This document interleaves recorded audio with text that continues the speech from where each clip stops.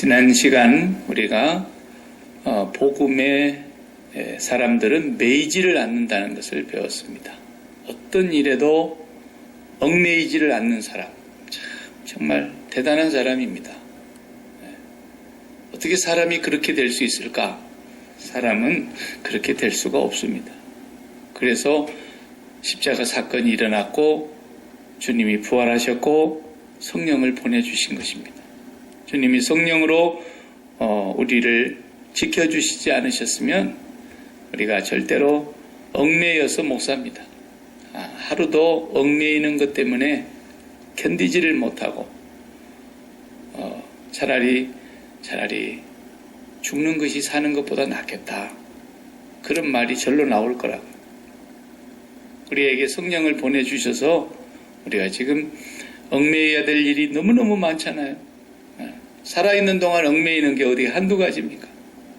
그런데 사도들은 오늘 우리와 같은 그런 얽매이는 삶을 벗어나서 그들도 사실은 똑같이 자식 키우고 사도 바울만 빼놓고는 대부분이 자식 키우고 자기들도 삶을 영위하는데 가정생활하고 오늘날과 같이 발달된 사회 속에서 빠르게 움직이지 않았다는 것만 다르지 그들도 다 삼시세끼 먹어야 하고 그들 나름대로 삶을 영위하는다 보면은 매일만한 것들이 많이 있었을 텐데 우리는 자식들한테 매이기도 하고 직장에 매이기도 하고 사람과의 관계에서 매이기도 하고 매이는 일들이 참 종류가 다양한데 사도들은 거기다가 하나씩 더 얹혔어요. 죽인다는 사람들이 있고 핍박이 있고 위협을 받고 언제나 생명이 안전하지를 못하는 그런 상황 속에 있는데도 그들은 매이지를 않았다. 그리고 그들이 가는 앞에서 선교적인 사명을 감당하는 그 초대교회는 강력한 성령의 역사로 인해서 이제 하나님의 복음이 만방에 퍼져나가야 되는 그 시점이기 때문에 그 어느 때보다도 하나님의 역사는 강력했어요. 그러니까 사도들이 가는 그 앞에 질병이 사람을 얽매이게 하지 못하고요. 귀신 들린 사람들로 인해서 그들이 삶이 망가졌는데 귀신에게 얽매였던 사람들도 다 자유케 되고 하여튼 사도들이 가서 복음을 전하는 곳에 죽인다는 그 권세들 얼마나 서슬시퍼런 권세인지 몰라요. 요즘 권세로 말하자면 거의 김정은이 권세 정도는 되는 거예요. 왜냐하면 김정은이는 행정부, 사법부, 입법부 이런 게 없습니다.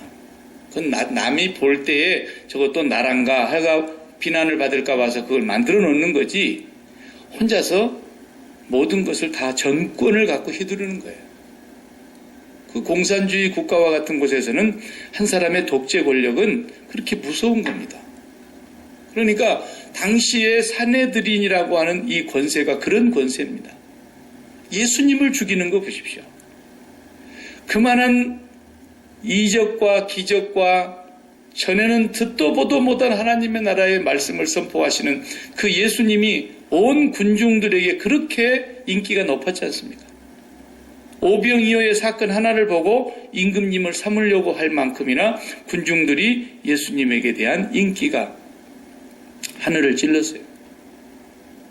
그러던 그 인기를 하루아침에 잠재우고 그 예수를 십자가에 못 박아 버리는데 그 힘을 어디서 발휘합니까? 사내들인 공의회. 밤중에 잡아다가 그냥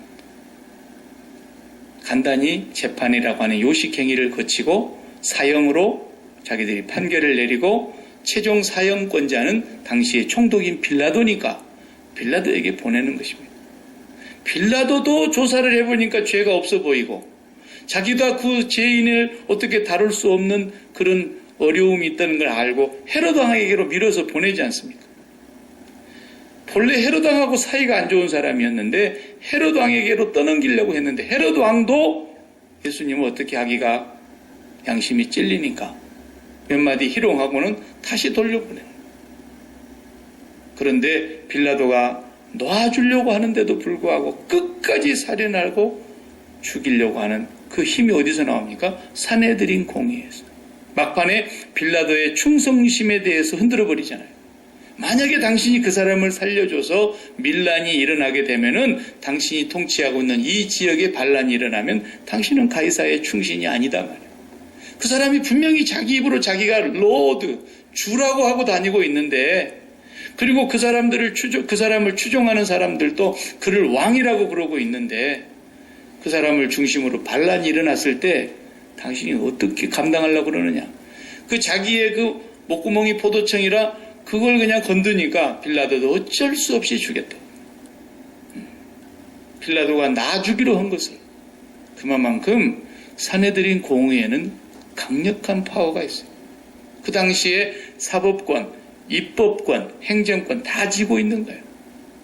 오늘날과 같은 이런 민주국가가 아니라고.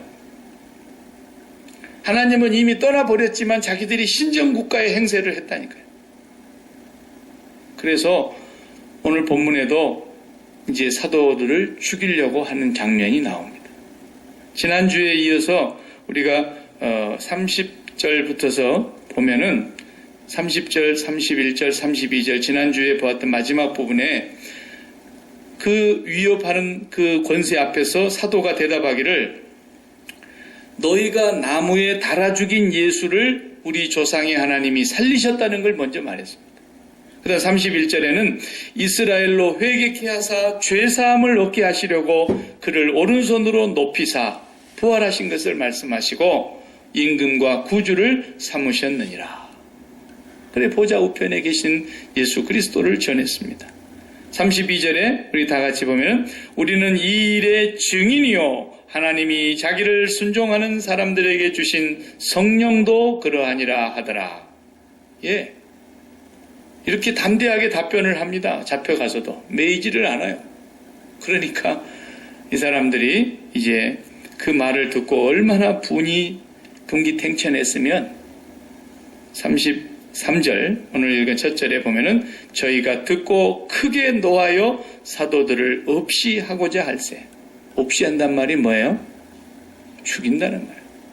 아니 그 스승도 그렇게 죽였는데 이것들쯤이야 뭐 죽이는 건 더 식은 죽 먹기죠. 네. 왜냐하면 그의 스승이 죄목으로 죽었으니까 그를 끝까지 쫓아다니는 사람들까지도 같은 죄목으로 마땅히 죽어야 되는 거예요. 이건.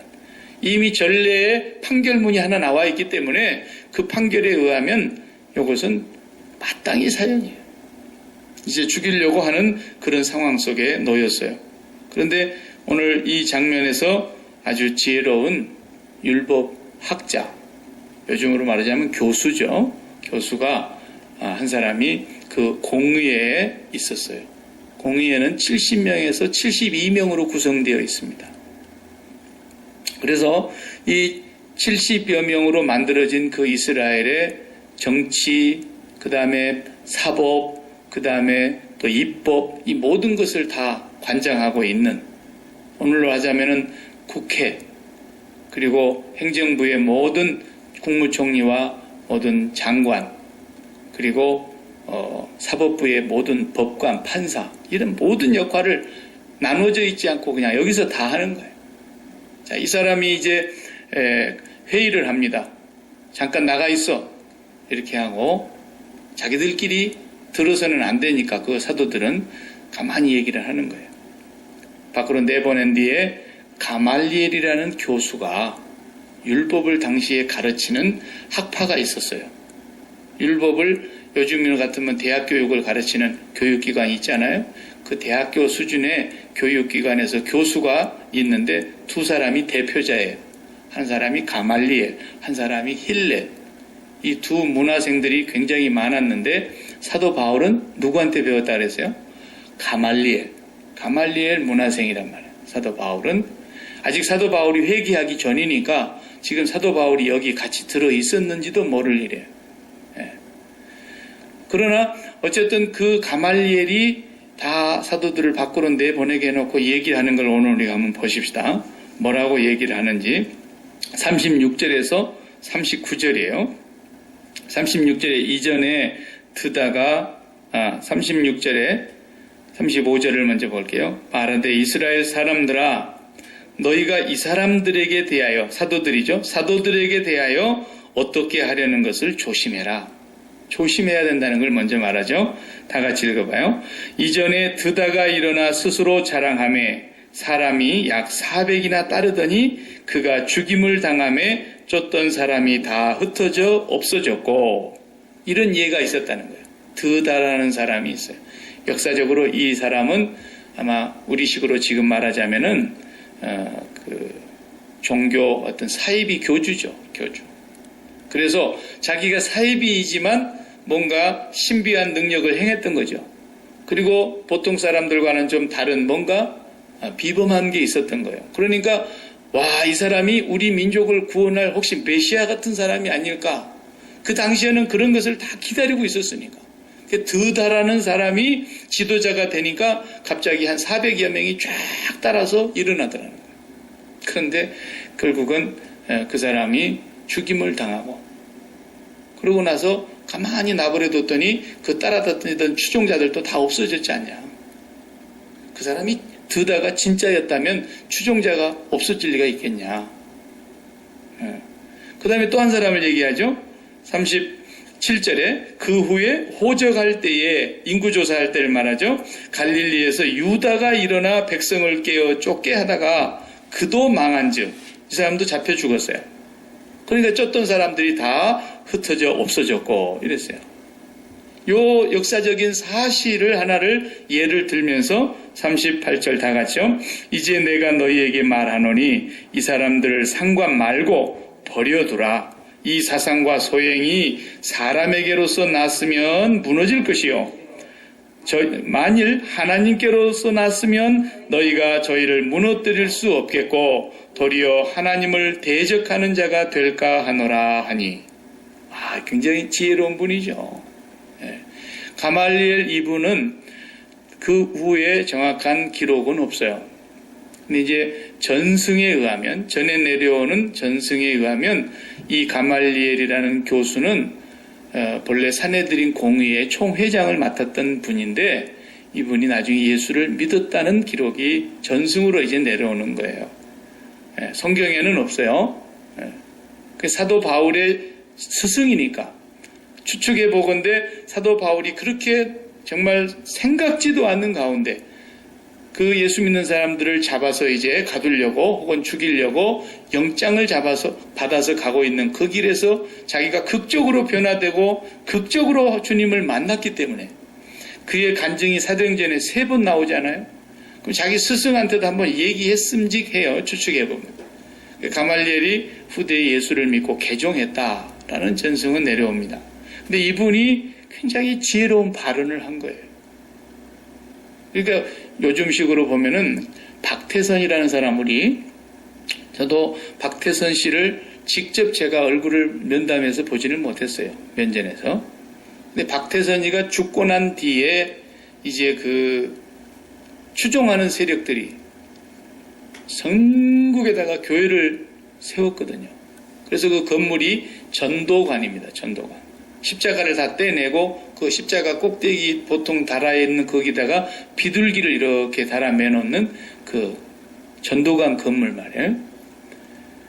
그 전도관 건물에서 박태선이가 가르치던 사람들이 계속해서 했어요. 그리고 이제 신앙촌을 만들어가지고 간장공장 공장장도 하고 성냥공장 공장장도 하고 두부공장 공장장도 하고 그래서 막 이렇게 한 거예요. 참. 그런데 지금 그 사람들이 다 이제 망했거든요. 박태선이가 죽고 나니까. 자기가 죽기 전에 부활한다고 하고 죽었는데 지금까지도 안 살아나는 거 보니까 그래 그 사람들이 다 추종하던 사람들이 어떻게 밥벌이를 해먹어 보려고 몸부림을 치다가 지금 다 이제 없어졌습니다. 제가 아는 목사님을 통해서 제가 듣기로는 이미 그 전도관에 소속해 있는 전국 각지에 있는 그 자기들로 쓰던 그 건물들을 다 이제 함께 신앙촌, 그 간장공장 하던 신앙촌까지 다 싸잡아서 하나의 부동산으로 해가지고 지금 경매가 나왔대요. 경매가. 그래서 누가 그걸 가져가려고 그런가 봤더니 박태선이 후손들과 그리고 거기에 몸담고 있었던 그 모든 신도들이 있었을 거 아니에요. 그래서 지금까지 대한민국 법정에서 계속 재판하다가 판결이 이제 최종 대법원 판결이 났는데 이것은 박태선 씨 그 후손 것이 아니다. 그래도 그때 당시에 모든 그 신도들이 헌금해가지고 이거 한 것이기 때문에 신도들 거다. 이렇게 판결이 최종적으로 나면서 그 건물을 다 이제는 한 번에 묶어서 팔고 또 그 건물은 이제 전도관이라는 걸 싹 씻어버리고 그냥 예배당으로 탈바꿈해가지고 건전한 복음주의 교단에 가입을 해서 거기에 건전한 목회자들을 파송해서 다시 복음을 전하자. 이런 지금 얘기가 나오고 있나 봐요. 그러니까 이제 박태선이라는 흔적은 사실상 이 세상에서 없어지는 거예요. 그를 쫓았던 모든 자들이 그 사람이 잘못되었구나. 이것을 확증해 준 거죠. 통일교도 마찬가지예요.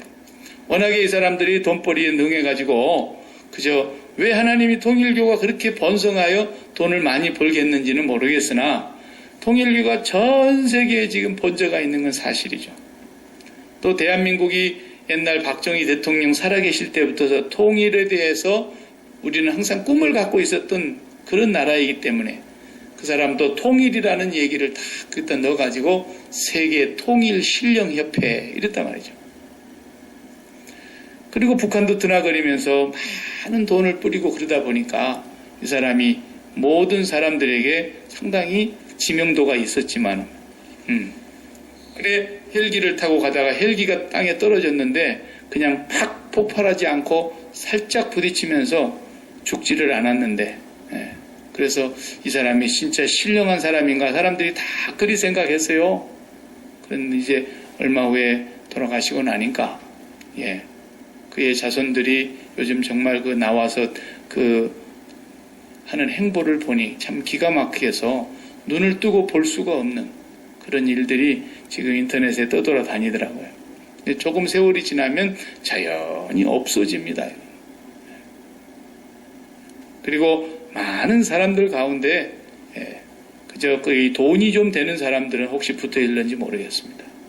그만큼 이 가말리엘 교법사가 가만 내버려 둬도 사람으로부터서 이것이 시작돼서 나오는 것이면 스스로 자멸하고 없어지게 되는 거 우리가 봤지 않냐. 그런데 만일 하나 하나님께로부터 이 사람들이 나온 사람들이라면은 우리가 절대로 이 사람들을 무너뜨릴 수도 없고 도리어 그분을 대적하는 큰 범죄를 우리가 지게 되는 거니까 내버려 두고 보자. 가말리엘이 똑똑한 사람이에요. 그리고 놔뒀더니 이 사람들이 말을 들어보니 옳잖아요. 그 오늘 본문에 보면은 그 말이 옳은 줄을 알았어요. 40절에 저희가 옳게 여겨. 그랬으면 내보내줘야 되잖아요. 그리고 우리가 불러온 것에 대해서 지금까지 이렇게 예의 없게 함부로 행동했던 것에 대해서 사과해야 되잖아요. 그런데 사과는커녕 두드러 팹니다. 채찍질을 하고 그 다음에 위협을 합니다. 예수 이름으로 말하는 것을 금하고 놔줬다 그랬어요. 그러니까요. 70여 명이 되는 그 공의의 회원 가운데 가말리엘과 같이 건전한 생각을 하고 가말리엘과 같은 그런 사람은 거의 없었고 나머지는 다 뭐 때문에? 시기와 질투 때문에. 사실 시기와 질투 때문에 잡아온 거예요. 완전히 사람들의 시선이 그 중심부가 자기들이 아니라 완전히 넘어가 버렸어요. 사도들에게로.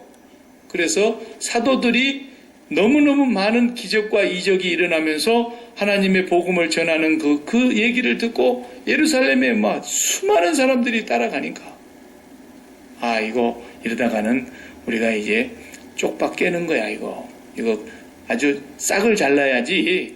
질투가 일어난 거예요. 그래가지고 매를 때립니다. 자기들이 잘못이 없다는 것을 은근히 거기다가 감추려고 하는 거죠. 그런데 41절에 풀려난 사도들을 어떻게 나온가 보십시오. 다 같이. 사도들은 그 이름을 위하여 능욕받는 일에 합당한 자로 여기심을 기뻐하면서 공회 앞을 떠나니라. 성령 충만한 사람들이 이게 이런 모습으로 아무에게도 매이질 않아요. 그러니까 전도자들이 전도를 하게 될 때에 또 예수님에 대한 얘기를 하게 될 때에 간혹 보면은 괜히 예수님 얘기했다가 싸우는 사람이 있어요. 네. 그래서 서로 의견이 다른 것 가지고 막 싸웁니다. 나는 그렇게 안 생각해. 그래가지고 상대방 의견을 내가 좀 동의를 하지 못하면 저 사람은 또 자기 나름대로 체험이 있는가 보구나. 또 이 사람은 이런 체험을 하고 저 사람은 저런 체험을 하고 사람마다 좀 다를 수 있잖아요. 예수님은 한 분이고 한 주님이시지만 그런데 괜히 예수님 얘기하다가 막 변론하다가 얼굴이 벌개지는 사람을 제가 들어봐요. 그리고 혈압이 올라가가지고 막 괜히 예수님 얘기하다가 그냥 성령으로 시작했다가 육체로 끝나는 모습이죠. 그게 전도하는 사람도 지난주에 제가 그 얘기 해줬잖아요. 전철에서 있었던 일. 실제로 제가 그걸 보니까 그런 사람은 전도하러 다니면 안 돼요. 예수 욕먹이는 사람들이고 예수 제발 믿지 마세요. 교회 가면 저런 인간들밖에 없습니다라고 자기가 증거하고 다니는 거예요. 왜 예수를 전하고 다니다가 누가 뒤에서 요거를 좀 했다고 조금 조소하고 조롱 섞인 그런 비난하는 얘기를 했다고 왜 그 사람하고 싸웁니까? 이 사람은 성령으로 지금 전도하는 사람이 아니라는 증거예요. 나는 그 전철 안에서 보면서 많은 사람들이 거의 그 안에 25%는 예수 믿는 사람이거나 교회 한 번쯤은 다녀본 사람들이 있었을 거라고요. 그 사람들이 볼 때에 그 전도자를 칭찬하겠습니까? 정말 공예야. 공예라는 말이 증명이 되는 거예요. 공예라고요. 공예. 그렇게 전도하는 것은.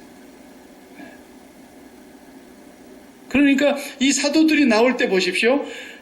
그 이름을 위하여. 누구 이름? 예수 이름을 위하여. 자기들이 거기서 채찍에 맞고 조롱을 당하고 협박을 당하고 능욕을 당하고 자존심을 짓밟힘을 당하고 인격이 모독을 당하는 것을 합당히 여겼다는 것을 내가 정말 예수 그리스도의 사람이구나. 내가 하늘에 속한 사람이구나. 내가 그리스도의 정말 일꾼이구나. 그것이 뭘로 증명이 됐는가를 자기들이 확증했다는 거예요. 그래서 기뻐하면서 공회 앞을 나오더라는 거예요. 이게 성령 충만한 사람이에요. 여러분이 전도하다가 누가 여러분이 예수 믿는 것 때문에 여러분을 우습게 알고 욕을 하거든요. 그 즉시 생각하시기 바랍니다. 너희 전에 있던 선지자들도 이와 같이 핍박을 받았고 조롱을 받았느니라. 나를 위하여 을을 위하여 핍박을 받는 자가 복이 있다. 이 말씀을 생각하시기 바랍니다. 그렇게 복 받는 일을 여러분들이 하고 있는 건데 거기다 대놓고 싸울 게 뭡니까? 거기다 대놓고 원망할 게 뭡니까? 사도들은 성령으로 충만해서 그런 억울한 일을 당하는데도 매이지를 않는다니까. 이게 안 매이는 거예요. 복음이라는 게. 매이지 않는 복음의 사람들이 됐다는 거예요. 그러니까 절대로 우연이 없고 재수가 없는 게 없고 하나님의 필연적인 섭리만 있는 거예요. 그 복음을 들고 나가서 지금 증거하고 있는 그 사람을 하나님이 눈이 뚫어지도록 보고 계시지 않겠습니까? 제가 나를 증거하고 있구나. 제가 나의 증인이 되어서 저렇게 외치고 있구나. 그런데 많은 사람이 그 사람을 조롱하고 핍박하고 협박하고 죽이려고 하는 것을 하나님이 보고 계시지 않습니까? 보고 계시는 하나님께서 그를 지켜주시든지 스데반처럼 순교를 당하게 하든지 그것도 하나님의 섭리입니다. 참새 한 마리가 땅에 떨어져 죽는 경우도 하나님의 뜻이라고 하는 것인데 하나님께서 오늘 본문에 보면은 또 지난 시간에 보았던 본문에 보면은 병을 고쳐주셨다고 말씀하고 있습니다. 그러나 그리스도인들 가운데 병으로 죽은 사람이 더 많습니다. 어떤 이는 병을 고쳐주십니다. 왜 그럴까요? 하나님의 선교적인 섭리가 있기 때문에 그러는 겁니다. 사명적인 하나님의 뜻이 있기 때문에 그러는 겁니다. 병들어서 죽은 그리스도인이 더 많습니다. 어떤 사람은 핍박에서 지켜주시고 당당하게 이렇게 기뻐하면서 걸어 나오게 해주시는 사람도 있었지만 주기철 목사님같이 감옥에서 순교를 해야 되는 사람들도 있었고 감옥에서 나온 사람의 숫자보다 감옥에서 죽은 사람의 초대교회 숫자가 훨씬 많았습니다. 그것도 선교적인 사명이 있기 때문에 하나님의 섭리에 의해서 그리 되는 것입니다. 어떤 사람은 교통사고가 나서 죽었다고 하는데 어떤 사람은 거기서 멀쩡하게 긁힌 자국 하나도 없이 살아나온 사람이 있습니다. 그것도 하나님의 섭리에 의한 것입니다. 어떤 사람 비행기가 떨어져서 전체가 다 전멸했다고, 모두가 다 죽었다고 하는 경우도 있는데 어떤 사람은 비행기가 땅에 떨어졌는데도 기적적으로 살아나온 사람이 있고, 하나님의 섭리에 의해서 예수를 믿는 사람들에게 있어서 그런 일들은 선교적 사명이 있기 때문에 그러는 거예요.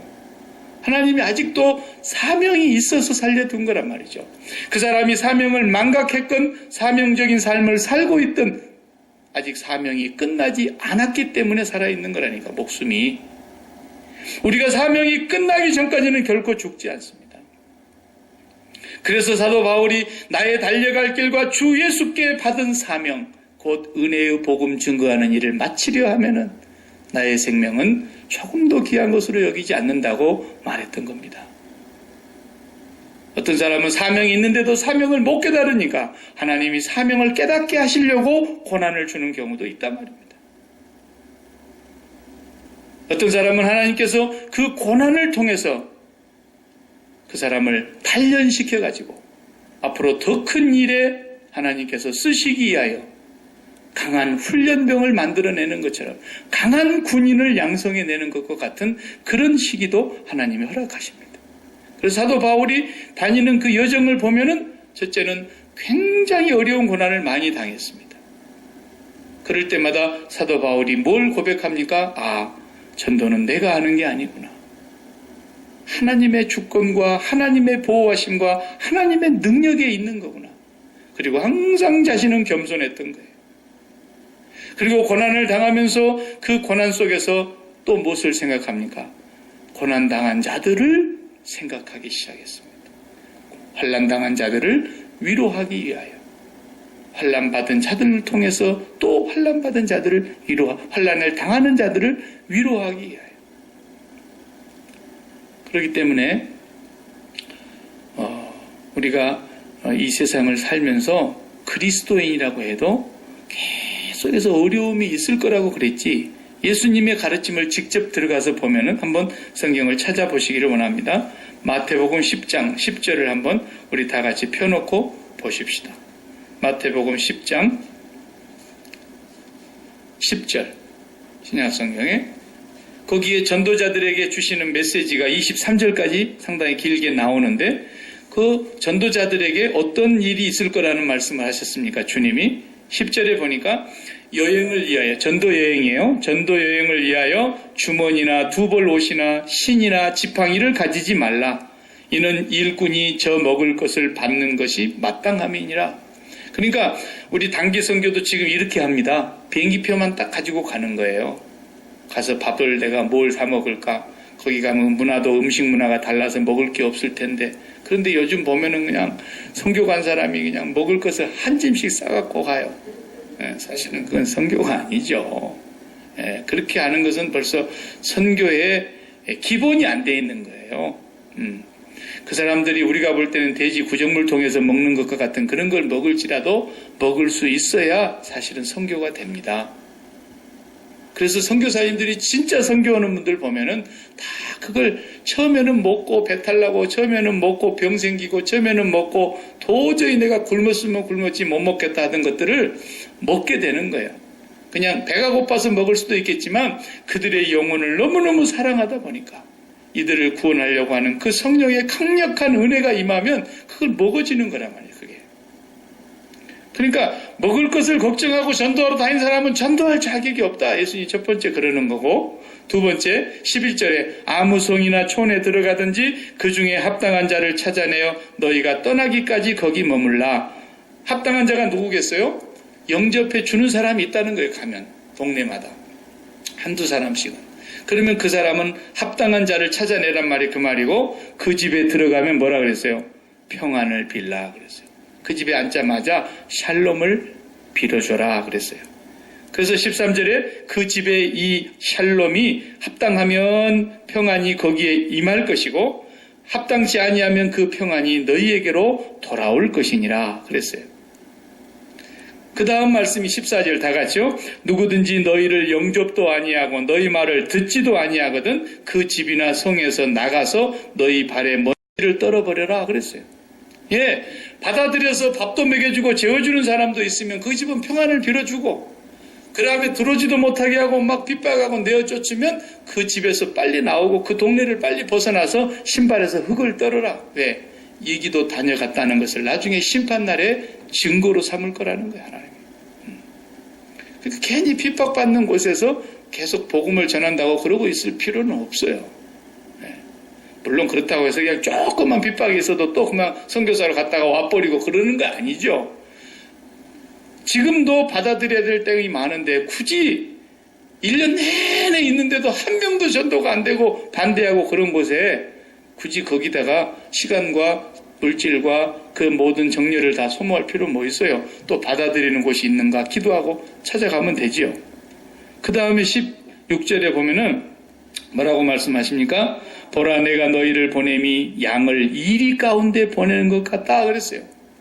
양을 이리 가운데 보내는 것 같다 그러면은 양이 이렇게 떡 풀밭에 나가는데 이리 씨께서 나와가지고 양님 안녕하세요 그럽니까? 내 도시락이라고 생각하고 그냥 몰고 가지. 그러니까 전도하러 가는 사람은 지금 그런 필드로 나가는 것이라는 거예요. 밥이라는 거예요. 이 세상의 밥. 밥이 될 각오를 하고 나가는 겁니다. 사실은. 우리가 이 세상에 나아가서 여러분 예수 믿는 사람이 꼭 멀리 선교하러 나간 것만 선교하는 것이 아니고 진짜 우리가 이 세상에 나가는 삶 자체가 오늘도요. 우리는 세상의 밥이에요. 세상의 밥. 사방이 우리를 공격해 오는 거예요. 가만히 있어도 공격이 들어와요. 뭐가 공격이 들어옵니까? 돈 문제, 자녀 문제, 사업 문제, 건강 문제, 인간관계 문제, 이런 모든 것들 가운데 이 세상 사람들이 바라고 소원하고 목표하는 바가 있잖아요. 우리도 그것을 똑같이 가지려고 하니까 공격을 받는 것이고 고난이 따르는 거예요.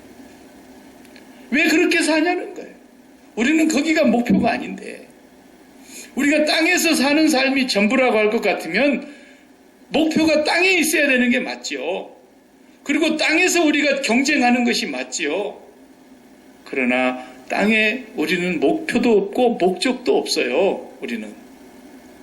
만약에 이 땅에 목표와 목적이 있다고 하는 사람은 이교도입니다. 그리스도인 아니에요. 이교도라고요. 우리의 목표가 뭡니까? 우리는 이 세상에 대하여 죽는 게 목표예요. 십자가에 못 박힌 자로 사는 것이 이 세상의 목표예요. 다른 사람은 이것이 이 세상의 최고의 가치라고 생각하고 그것을 가져야 사는 것이고 그것을 가져야 성공하는 것이고 그것에 도달해야만이 그 사람이 제일 행복한 것이라고 생각하는 그 모든 가치관과 세계관과 인생관에 대하여 십자가에서 그리스도와 함께 죽는 게 목표라고요. 죽어버렸는데도 하나님이 주시면 그걸 가지고 우리는 이제 즐기고 노는 거예요. 이게 그리스도인이라는 거죠. 우리의 목적은 뭡니까? 목적도 땅에 있질 않아요. 목표가 이 세상에 대하여 죽는 것이고 목적지가 어디입니까? 하늘 아버지라고요. 아버지 한 분으로 우리가 만족하면서 살겠습니다. 아버지 한 분이 허락하신 대로 내가 감사하며 살겠습니다. 아버지 한 분께서 내게 인도하시는 그 길을 내가 믿음으로 순종하고 인내하면서 따라가겠습니다. 하나님 한 분이면 나는 족합니다. 이게 우리 목적지라고요. 그렇게 살던 사람이 죽어보니까 하나님께 가 있는 거지. 목표가 세상에 있고 목적지가 세상인 사람이 죽어서는 천국 가고 싶다. 이건 종교입니다. 왜? 자기 자신의 유익을 위해서 천국도 갖고 싶은 것이기 때문에. 절대로 이건 신앙이 아니에요. 이번 선교사님이 그걸 최삼 또 강정하고 확증하고 그리고 가셨죠. 목표와 목적이 이 땅에 있는 사람은 이교도예요. 교회 안에 와 있어도 이교도가 얼마나 많은지 몰라요. 우리는 저 위의 목적지예요. 그렇기 때문에 이 땅에 목표가 있는 게 아니에요. 이 땅의 목표는 하나님이 갖고 계시는 거예요. 우리 안에 착한 일을 시작하신 이가 그리스도 예수의 날까지 이루실 거예요. 그분이 나에 대한 목표를 갖고 계세요. 그분이 나에 대한 계획을 갖고 계세요. 그분이 나의 인생의 길을 인도하고 계세요. 그리고 우리는 오직 그분으로부터서 보냄을 받아서, 그러니까 예수 믿는 사람은 분명한 거예요. 우리가 돈 벌기 위해서 사는 것도 아니고, 우리가 살기 위해서 돈을 버는 것도 아니고, 우리가 살기 위해서 먹는 것이 아니란 말이에요. 우리는 오직 그의 나라와 그의 의를 위하여 보냄을 받아서 일을 하다 보니까, 하나님께서 보냄을 받아 시키신 일을 하다 보니까 하나님이 주신 것을 받는 거예요. 돈 버는 게 아니라. 예수 믿는 사람 이것이 철두철미해야 돼요. 물질관이 이렇게 나와야 되고 인생관이 그렇게 나와야 돼요. 하나님이 보내서 시키신 일을 하다 보니까 하나님께서 거기에 걸맞고 필요한 것들을 줘서 받아서 우리가 쓰는 것이지, 이 세상에 목표가 있고 이 세상에 목적이 있는 사람들은 계속 자기가 벌어야 되고 자기가 먹고 살기 위해서 힘을 써야 되고 살기 위해서 먹어야 되는 거예요. 돈을 자기가 버는 거예요. 이건 이교도예요. 목적지가 분명히 다른 겁니다. 오늘 제가 큐티하는 내용 가운데 하나가 참 감동이 돼서 여러분에게 읽어드릴게요. 들어보세요. 먹는 것을 아주 좋아하는 사람을 굶기는 것은 고문입니다. 그러나 한 달 동안에 20파운드를 빼야 된다고 하는 목표를 가지고 있는 사람에게는 하루에 우유 한 잔, 토마토 한 개로 먹는 사람은 그 삶이 다른 것입니다. 먹을 것이 없어서 굶고 있어야 되는 사람에 굶어가지고 조금밖에 못 먹는 거다고, 내가 이제 앞으로 20일 안에 20파운드를 빼야 된다라고 하는 목표를 세운 사람이 작게 먹는 것은 질이 다른 거란 말이에요. 그렇죠? 네. 그래서 영국에서 이런 신문기사가 났다 그럽니다. 위험한 여행에 동참할 사람을 모집합니다. 모집 광고가 났어요. 거기에 모집을 하는데 뭐라고 밑에 써놨느냐면, 이 위험한 여행이 어떤 여행이라는 걸 써놨어요. 첫 번째, 여러 날을 굶고 많이 먹을 수 없을 겁니다. 두 번째, 살을 애는 듯한 추위를 견뎌야 할 것입니다. 잠을 자되 모두 옷을 입고 자야 됩니다. 그리고 잠자리는 항상 텐트에서 자야 됩니다. 그리고 안전한 기가도 보장할 수는 없습니다. 그리고 지속되는 위험과 물에 빠져서 익사할 각오도 해야 합니다. 그리고 오랜 시간 밤만 지속되는 캄캄한 곳을 지나가야 합니다. 마지막으로 한 가지는 보수는 아주 적습니다. 이게 여행 조건이야. 위험한 여행에 동참할 사람을 모집하는 광고가 영국에서 이렇게 나왔다는 거예요. 그런데 이 광고를 보고 영국의 젊은이들 수천 명이 지원을 했다는 겁니다. 그게 뭐길래? 북극 탐험이라는 여행이었어요. 북극을 탐험하자. 그 광고를 보고 수많은 젊은이들이 열정을 갖고 나도 한번 도전해 보겠다고 그렇게 나왔다는 거예요. 보십시오.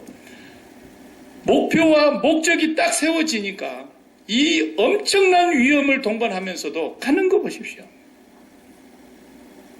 우리의 목표가 이 세상에 있고 목적지가 땅이라면은 우리가 오늘 당하는 고난은 어쩌면 당연한지도 몰라요. 돈 때문에 당하는 고난 당해야죠. 자식 때문에 당하는 고난, 염려, 걱정, 근심, 사업 때문에 당하는 그 많은 걱정 당해야 되겠죠. 그러나 그리스도인은 그렇지 않다는 거예요. 이 세상에 목표를 두는 것은 그리스도인의 삶이 아니에요. 내가 사업을 했습니다. 이 사업으로 성공할 거냐, 돈을 많이 벌 거냐, 아니면 적당히 벌 거냐, 아니면 실패하고 사업을 다 때려치우고 다른 길로 가야 할 거냐, 이 길은 하나님이 갖고 계신다니까요. 우리의 목적지가 이 세상에 있다면 우리는 실패한 사람이라고 봐도 별로 틀리지 않는 판단이라고요. 그렇게 몸부림치며 돈을 벌기 위해서 일생을 수고하지만 아무리 벌어도 예수 안 믿는 이건희 회장님만큼 못 벌잖아요. 우리가 그런 걸로 따지자면 우리는 실패자라고요. 이 세상이 목표가 있고 이 세상이 우리의 목적지라면 우리는 낙오자라고요. 그러나 우리의 목표가 하나님 나라고 우리의 목적지가 하나님께 있기 때문에 그 가운데서 이 세상의 그 많은 환난 속에서도 우리가 하나님 때문에 기뻐하고 하나님 때문에 행복을 느끼고 하나님 때문에 믿음을 거기에 굳게 두고 믿음의 경주와 달려갈 길을 다 달려갈 때에 마지막 때 주님 앞에 서면 네가 진짜 잘 살았다. 하나님의 마지막 최종 평가 그걸 우리는 기대하고 지금 가고 있는 사람들이란 말이에요. 그래서 우리 하나님께로부터 나온 사람들의 목적이 뭐냐? 마지막 42절에 그걸 말해주고 있어요.